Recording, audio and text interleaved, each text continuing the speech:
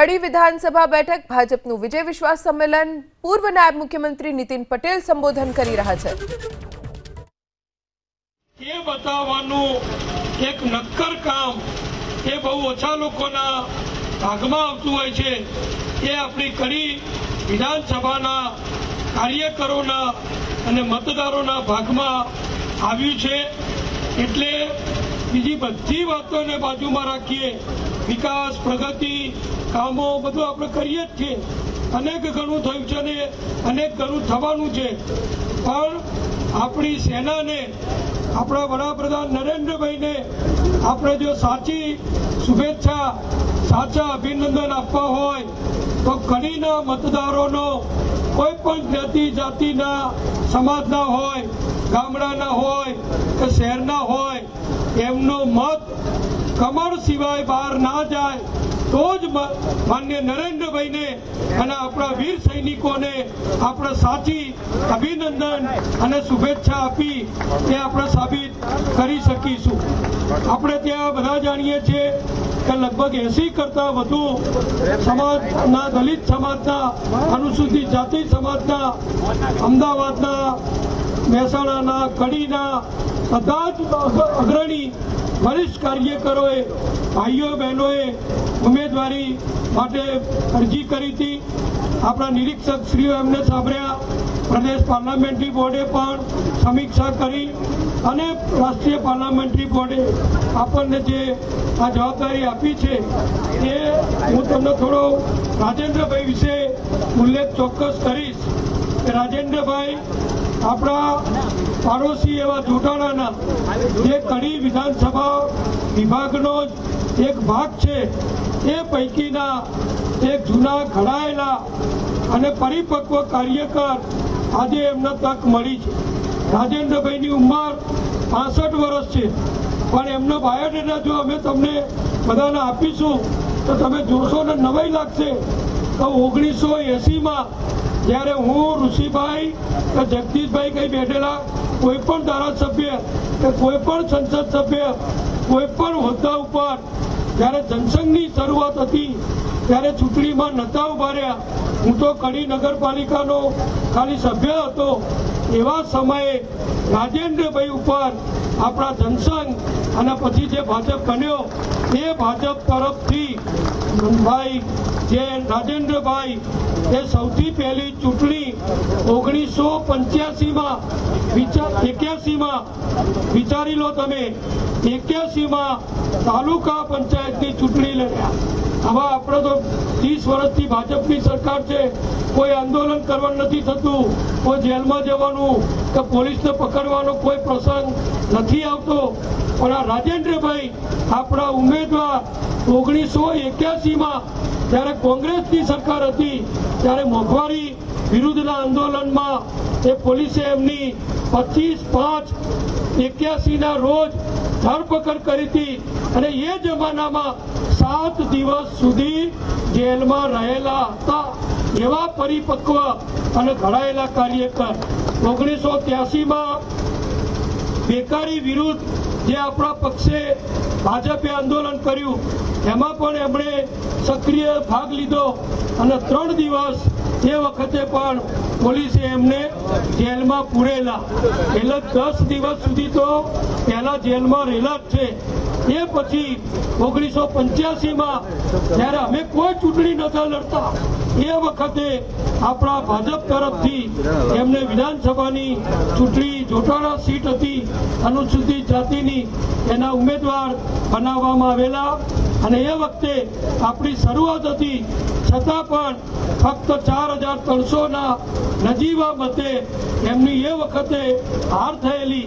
એટલે આટલા બધા જૂના કાર્યકર 81 લોકોએ માગેલા, 81ના બાયોડેટામાં આટલો બધો સંઘર્ષ, આટલી બધી પક્ષ માટેની જે ભોગ આપવાની કામગીરી એ કોઈનામાં નહોતી, એ પણ પાર્ટીએ ધ્યાનમાં લીધું છે અને એમણે જે રીતે પક્ષના કાર્યકર તરીકે કામ કર્યું અને એ પછી પક્ષે એમના ગુજરાત અનુસૂચિત જાતિ વિકાસ કોર્પોરેશનમાં 2017માં ડિરેક્ટર બનાવ્યા.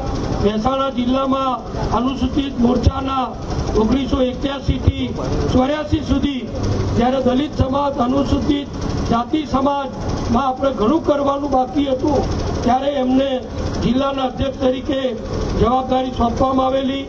એ રીતે 93 થી 95 સુધી મહેસાણા તાલુકા ભાજપના અનુસૂચિત જાતિ મોરચાના તેઓ પ્રમુખ પણ રહ્યા છે અને કારોબારી સભ્ય, તાલુકા સંગઠન, જિલ્લા સંગઠન એ બધી ચૂંટણીઓમાં સંગઠનમાં સક્રિય અને રાજસ્થાનમાં ઝાલોર બેઠકના તેઓ પ્રભારી હતા. આવા આપણા આ ઉમેદવાર 2006માં મહેસાણા તાલુકા ભાજપના સંગઠનના પ્રભારી હતા.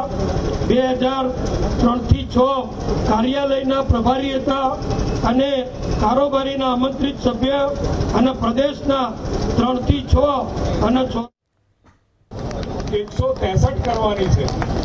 4000 મતે હાર્યા હતા તો આપણે કેટલા મતે હવે જીતાડીશું? 2,94,000 મતદારો છે.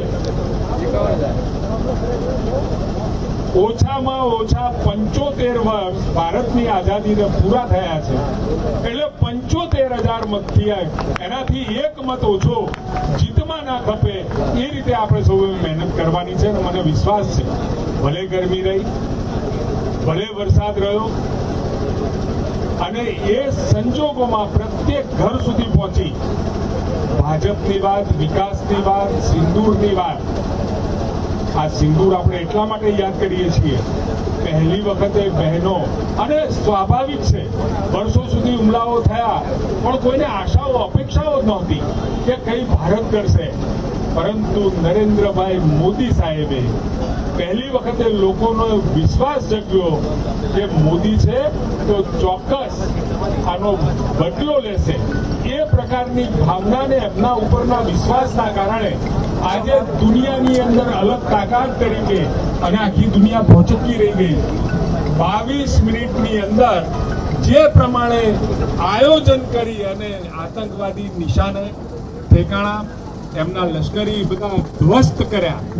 આજે દુનિયા પણ જોઈ રહી છે, કદાચ આપણને પેપરમાં વાંચવા નહીં મળતું હોય પણ દે આર ઓબ્ઝર્વિંગ. એ લોકો ધ્યાન રાખી રહ્યા છે. ભારત હવે મિલિટરી પાવર જે પહેલા ગણતા હતા, બાપડું બચારું, હવે બાપડું બચારું નહીં, સહેજ પણ કોઈ આ ભારત ઉપર નજર કરશે તો પૂરેપૂરો એનો બદલો મળશે. અને કોઈ નજર પણ બગાડશે ને વગર બોલે ચાલે લશ્કરી સાધનો અહીંયા બનાવવાની ફેક્ટરીઓ, નિકાસ કરવાની વાત અને 47ની અંદર વિકસિત નહીં, વિકાસશીલ નહીં પરંતુ વિકસિત દેશ તરીકેની નેમ એક સ્વપ્ન દ્રષ્ટા જ્યારે નેતૃત્વ મળ્યું છે ત્યારે કડીની અંદર પણ આપણે સૌ એક સાથે એક મતે આપણે પ્રચાર કરવાનો છે ને મતદાર સુધી પહોંચી અને મતદાનના દિવસે એ મતને મતદાન મથક સુધી લઈ જવાનો છે. અને મને વિશ્વાસ છે કડીએ હંમેશા મતોમાં એક વખતની ખૂબ વીક ગણાતી સીટમાં નીતિનભાઈના સમયથી ઓછા મતે જીતતા હવે 48 થી 50,000 મત સુધી આપણે પહોંચી ગયા છીએ. અને હવે તો આ બેક ચૂંટણી છે, 161 તો બેઠેલા છીએ અને હવે બેનો ઉમેરો કરવાનો છે. આનાથી કંઈ સરકારને કોઈ ફરક નથી પડવાનો પરંતુ ચોક્કસ કડીને ફરક પડે. ક્યાંય ભૂલ થાય, ઓછા મતે પણ જીતે તો અમે સૌ અહીંયા જે આગેવાનો છે એમને ક્યાંક ને ક્યાંક નીચા જોણું થાય